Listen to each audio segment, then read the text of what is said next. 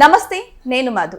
మాజీ సీఎం జగన్మోహన్ రెడ్డి ఈ మధ్య కాలంలో ఈ నెయ్యి కల్తీ అంశం పైన వచ్చినప్పటి నుంచి టాపిక్స్ హిందూ వ్యతిరేకగా కొన్ని ముద్రలు అయితే వేసుకుంటూ వచ్చారు. అయితే ఇప్పుడు మళ్ళీ హిందూవాదిగా మారడానికి ఏం చేయబోతున్నారు ఈరోజు మనం తెలుసుకుందాం. ప్రస్తుతం మనతో పాటు ఉన్నారు senior journalist doctor Durga Vadlamani గారు. వారిని అడిగి మరిన్ని విషయాలను తెలుసుకుందాం. నమస్కారం మేడం. మేడం, ఈ కల్తీ వ్యవహారం ద్వారా జగన్మోహన్ రెడ్డికి ఆయన పార్టీకి చాలా వ్యతిరేకత వచ్చింది హిందువుల నుంచి.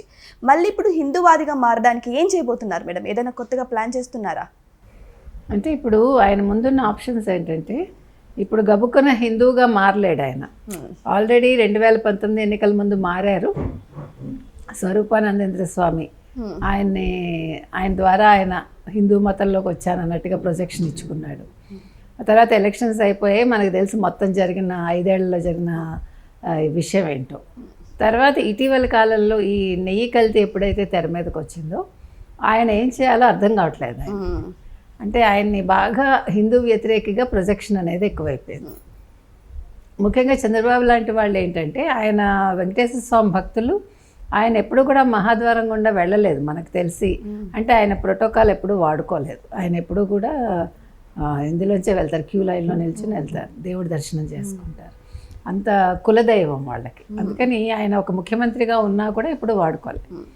అయితే ఇప్పుడు ఈయన ఏం చేస్తున్నాడు, ఏం చేయాలో తెలియక నిన్నటి వరకు యలహంక ప్యాలెస్లో ఉండి నెయ్యి కల్తీ జరగలేదు అంటూ నినాదాలు చేసిన వైసీపీ వాళ్ళు, జగన్మోహన్ రెడ్డి మొన్న ఆయన వేంపల్లి మండలం నందిపల్లిలో నందీశ్వరాలయాన్ని ప్రారంభోత్సవం చేశాడు.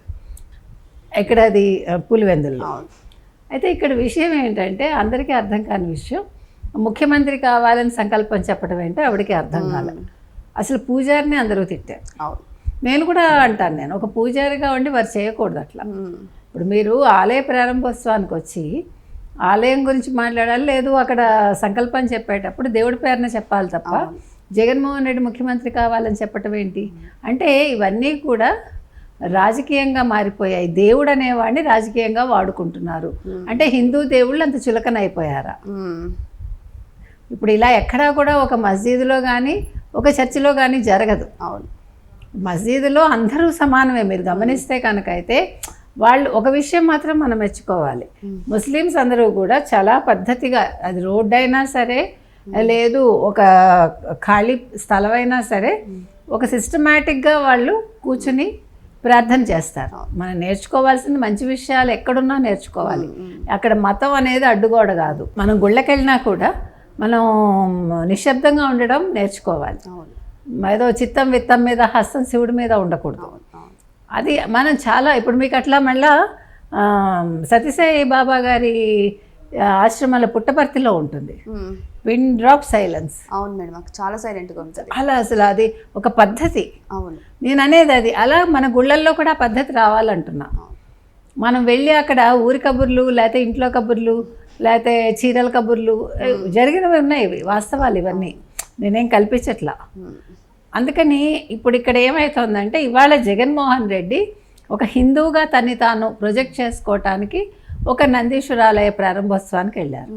అయితే ఇప్పుడు అతను ఏం చేయబోతున్నారు అనే దాని మీద మనకి కొంతవరకు సమాచారం వస్తుంది. ఏమని, ఇప్పుడు ఆయనకు సలహాలు ఇచ్చేవాళ్ళు ఏమి ఇస్తున్నారంటే, ఇప్పుడు మీకు మస్జిదులు తీసుకున్నా లేకపోతే చర్చిలు తీసుకున్నా అవి ప్రభుత్వ నియంత్రణకి లోబడి పనిచేయవు. అవి స్వతంత్రంగా ఉంటాయి. కాకపోతే ప్రభుత్వం వాళ్ళకి సూచనలు అవి ఇస్తుంది ఆ రకంగా తప్ప వాళ్ళ మీద ఎటువంటి వాళ్ళ ఆస్తుల విషయంలో కానీ వాళ్ళ మీద కానీ ఒక దేవాదాయ శాఖకి ఏ రకంగానూ వాళ్ళ హోల్డ్ ఉండదు. సో ఇప్పుడు జగన్మోహన్ రెడ్డి ఏం ప్రకటించాలంటే, అంటే రానున్న ఎన్నికల్లో ఇప్పటి నుంచి ఆయన చేయాల్సిన పని, హిందుత్వ అనేది ఒక ధర్మం. యాక్చువల్గా దాన్ని మతంగా ఎవరు కూడా పెద్దగా భావించరు. ఈ ధర్మం ప్రకారం వెళ్ళాలి. మతం అంటే ఏంటి, ఒక వ్యక్తిగతంగా పాటించే విషయాలు కదా. మతం అంటే ఏం ఉండదు అక్కడ. కాకపోతే దాన్ని మనం ఏదో ఒక రంగు పులుగుతున్నాం, దానికి ఒక ఆకుపచ్చ రంగో, ఒక కాషాయ రంగో, ఒక తెల్ల రంగో ఏదో పులుగుతున్నాం అంతే. అయితే ఇతను ఏం చేయాలి అని వాళ్ళు సూచనలు ఇస్తున్నారంటే, వైసీపీకి సంబంధించిన వాళ్ళు, మీరు దేవాదాయ శాఖ నియంత్రణ నుంచి ఆలయాల్ని బయటకు తీసుకొస్తానని చెప్పండి. అది పాసిబుల్ అవుతుంది మేడం? అవుతుంది, ఎందుకు అవ్వదు? చాలా మంచి సూచన యాక్చువల్గా. అంటే ఈ దేవాలయాలన్నీ కూడా ప్రభుత్వానికి లోబడి ఉండకూడదు, దేవాదాయ శాఖకి లోబడి ఉండకూడదు, అవి స్వతంత్ర ప్రతిపత్తితోటి ఉండాలి. అవును, రాజకీయానికి అవి దూరంగా అతీతంగా. అవును, ఇవాళ ఒక జంబో ఇది ఎందుకండి పాలక మండలి తిరుమలలో? పాలక మండలి ఉండాలి, ఎంతవరకు ఉండాలో అంతవరకే. దాన్ని ఒక జంబో ఇది చేశారు కదా. అవును, అంటే ఇక్కడ మీకు రాజకీయాలు వచ్చేస్తాయి. ఒక్కొక్క స్టేట్ నుంచి ఇంతమంది ఉండాలి, వాళ్ళ పెత్తనం ఉండాలి. ఏంటిది దేవుడి మీద?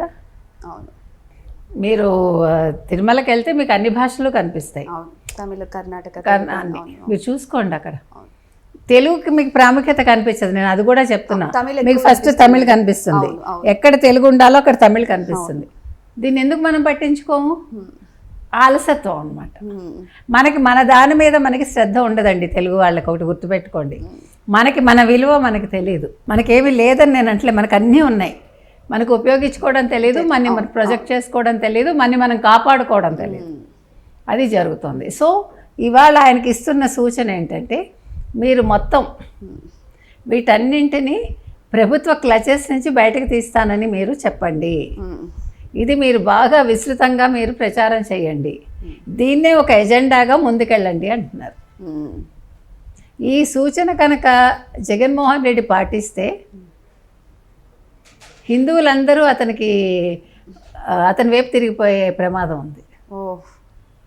ఇంకొక విషయం, నిన్న మీరు చూసారంటే బ్రాహ్మిన్స్ కావచ్చు, తర్వాత మఠాధిపతులు, పీఠాధిపతులు కూడా జగన్కి అనుకూలంగా మాట్లాడారు. ఈ కల్తీ లడ్డు విషయంలో, తర్వాత కల్తీ నెయ్యి విషయంలో మీరు ఎందుకు దీన్ని ఇంత ప్రొజెక్ట్ చేస్తున్నారు, హిందువుల మనోభావాలు దెబ్బతీసేలాగా ఎందుకు మాట్లాడుతున్నారు అని.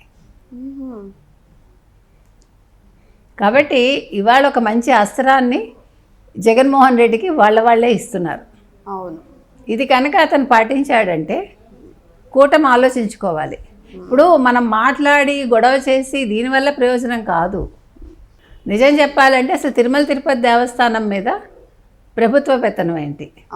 అసలు దేవాదాయ శాఖ కిందకి ఆలయాలన్నీ ఎందుకు రావాలి? అసలు తిరుమల ఇది ప్రభుత్వం నిధుల్లోంచి అసలు చర్చిలకిను ముల్లాలకి ఎందుకు ఇస్తున్నారు డబ్బులు, జీతాలు?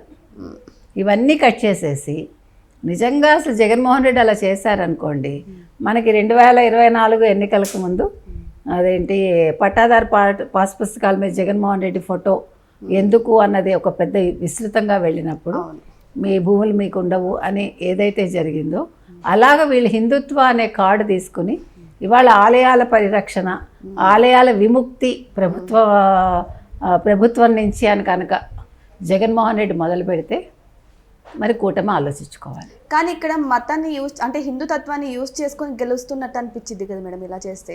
ఇక్కడ మతతత్వమా ఇదంతా కాదు. ఇప్పుడు హిందువులకు కావాల్సింది జరిగింది అనుకోండి, ఎవరు చేస్తే ఏంటి? అది క్రిస్టియన్ అయితే ఏంటి, హిందువు అయితే ఏంటి? విషయం కరెక్టే కదా అంటారు. మీకు అంశం మీకు ముఖ్యం అక్కడ, అది ఎవరు చేశారనేది కాదు. మీకు అర్థమైందా? ఆ రకంగా కనుక చేస్తే ఖచ్చితంగా జగన్కి ప్లస్ అవుతుంది. కానీ ఇక్కడ జగన్మోహన్ రెడ్డికి వాళ్ళందరూ ఎందుకు సపోర్ట్ చేశారు మేడం? మతాధిపతులు వాళ్ళ ఇష్టం అండి అది. ఇప్పుడు అందరూ ఒకరికే సపోర్ట్ చేయాలని లేదు కదా. ఇప్పుడు వీళ్ళందరూ అనేది ఏంటంటే దట్స్ వాట్ వాళ్ళు ఏమంటున్నారంటే, కల్తీ జరిగింది, దాన్ని మీరు చర్యలు తీసుకోండి, దాన్ని ప్రొజెక్ట్ చేసి మీరు హిందువుల మనోభావాలు ఎందుకు దెబ్బతీస్తున్నారు, ప్రసాదం అనేది పవిత్రమైంది కదా అనేది వాళ్ళ వాదన. అంటే తెలియాలి కదా మేడం, ప్రజలకి తెలియకోకుండా తెలియాలి, ఎంతకాలం చెప్తారు అని అడుగుతున్నారు.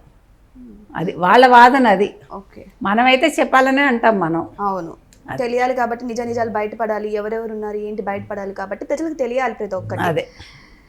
సో ఏదేమైనా సరే ఇప్పుడు మళ్ళీ జగన్మోహన్ రెడ్డి హిందూవాదిగా మారాలి అంటూ పక్కన నుంచి ఎన్నో సందేశాలు వస్తున్నట్టయితే తెలుస్తున్నాయి. మరి నిజంగానే ఆయన హిందూవాదిగా మారి హిందువుల దేవాలయాలన్నీ కూడా ప్రభుత్వపరం కాకుండా కాపాడే యొక్క ప్రమాణం చేస్తే మాత్రం మళ్ళీ హిందువులందరూ కూడా జగన్మోహన్ రెడ్డి వైపు తిరిగే ప్రమాదం అయితే కనిపిస్తుంది.